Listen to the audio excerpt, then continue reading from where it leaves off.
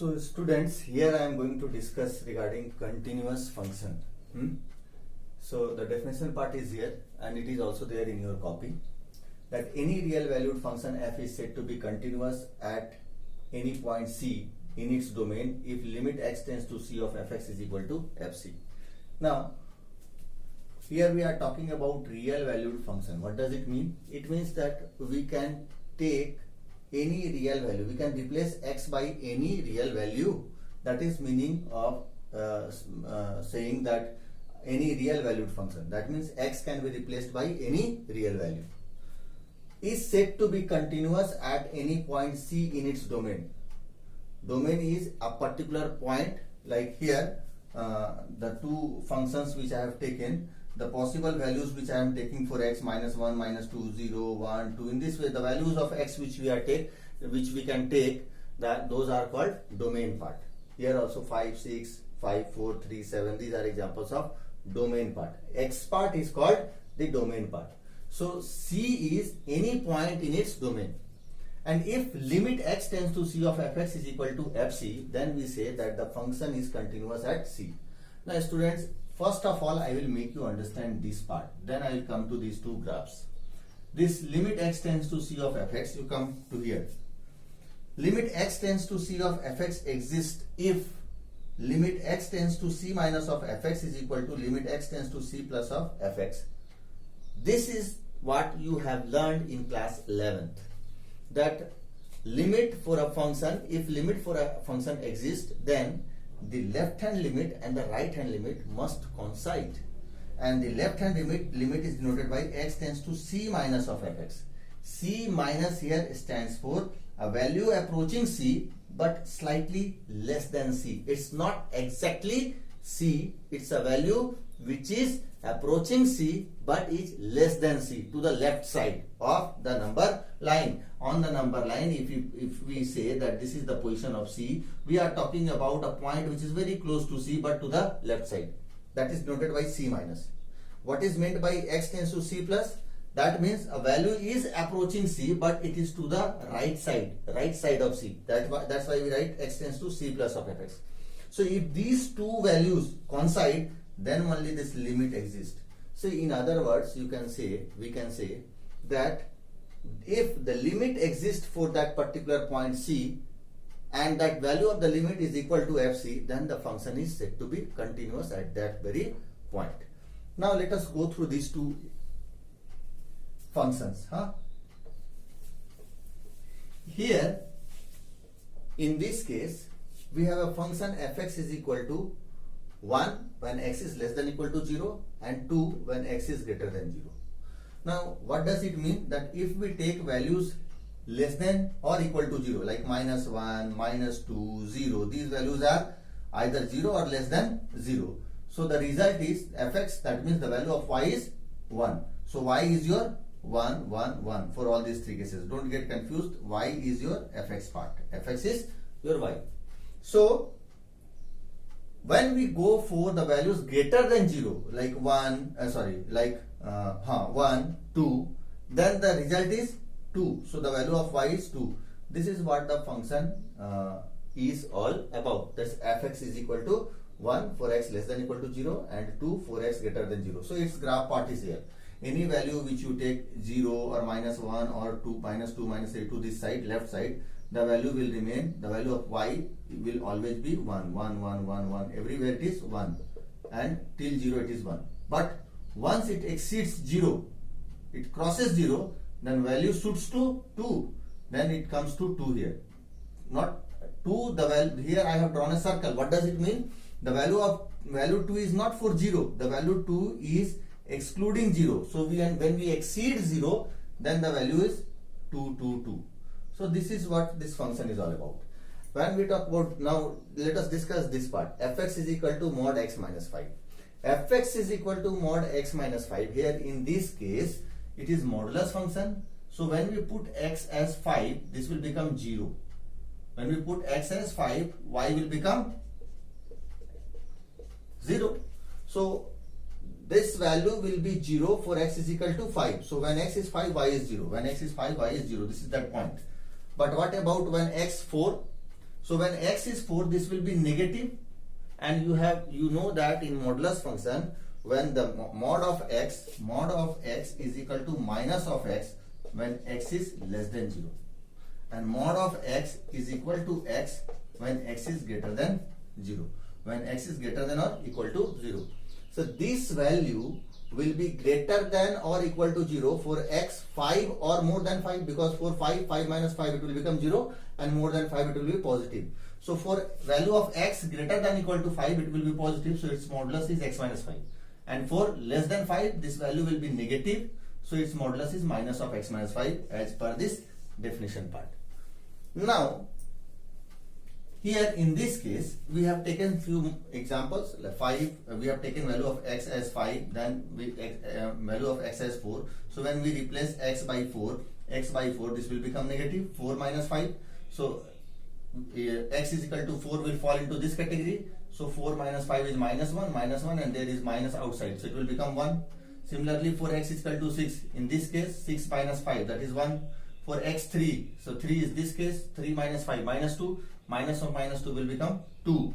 So in this way there I have calculated few points, possible the values of y for different values of x, and you will get a graph of this sort for fx is equal to mod x minus 5. Now try to understand this continuous part.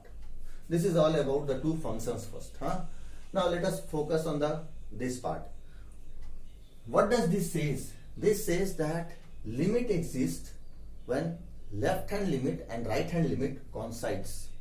That means for any particular value of x, say for x is equal to 2, in this case for x is equal to 2, what you find, if the nearby points less than 2 or greater than 2, the values are the nearby points have the values, same values, the values are not changing. The value is 2 for a point which is less than 2 for a point which is greater than 2. What about this point 3? If you take a point very close to 3 to the left side or to the right side, this value will not change. The value of y will be 2. So for this point, if you consider C, if you take C as 3, if you take C as 2, C is what? Any point in the domain. So for these points, the left hand limit and the right hand limit will coincide. It is not changing. So the function is continuous at these points, at C is equal to 3 or C is equal to 2. But when we focus on this particular point, that is 0, we don't, here we find that for value less than 0 the value is 1, and for a value greater than 0 the value is 2. So here for C is equal to 0, we find that the limit x tends to C of fx does not exist. The limit x tends to C of fx does not exist. Why it does not exist? Because the left hand limit and the right hand limit for C is equal to 0 will not coincide. Left hand limit will be 1 and the right hand limit value will be 2. It will not coincide for x C is equal to 0. But for all other points it will coincide, except for that very point 0. Rest all points it will coincide. So here is a graph where we can say that the function is continuous for all real values, but there is only one point where it is not continuous, and that is 0. 0 is the only point where this function is not continuous. But when we talk about this graph, here we see the graph part. If you take any point close to 3, the value will coincide. If you take any point close to 4, the value will coincide. If you take any point close to 5, the value will coincide. If you take any point close to 6, the value will coincide. Value will coincide means value will be the same. It will not jump all of a sudden. So here in this case, even for 5 also, this case where it is touching the x-axis and then changing its direction, this point also the value of the limit will exist to a point very close to 5. The value of limit will exist because we don't have to jump from all of a sudden. So in simple words, meaning of this is that the function is said to be continuous if we don't have to lift our pen while drawing the graph part. here we see that when we are drawing the graph, for all negative values we will go for 1 1 1 1 1 1 1 up to 0 1. Then once the value exceeds 0, we have to lift our pen to draw the graph. So since we have to lift, the point for which we have to lift is the point of discontinuity. In this case, any point you take, you start from this side, that is value of x as 2 or 3 or 4 or 5, then 6, then 7. You will not have to lift your pen. You will not have to lift your pen. So there is no point of discontinuity here. So in this case, it is a graph where f is discontinuous